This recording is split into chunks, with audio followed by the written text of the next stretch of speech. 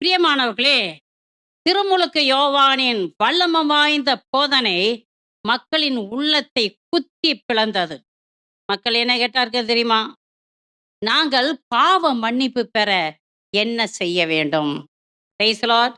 Praise the Lord. பிரியமானவர்களே, வல்லமை வாய்ந்த போதனை இறைவாக்கினர்களிடமிருந்தோ இறை ஊழியர்களிடமிருந்தோ வருகிறது என்றால் உதாசீனப்படுத்தாதீர்கள், காலம் தாழ்த்தாதீர்கள்.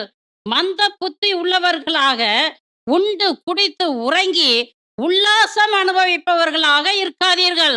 உடனே மனமாறுங்கள். ஆமென். Amen. பாவ மன்னிப்பு பெற பாவ அறிக்கை செய்து பாவ பரிகாரம் செய்யுங்கள். பிரியமானவர்களே, நீங்கள் செய்த பாவங்களுக்கு பாவ பரிகாரமாக பாவ வழியில் சம்பாதித்த பணமோ சொத்தோ பொருளோ உங்களிடம் இருக்கிறது என்று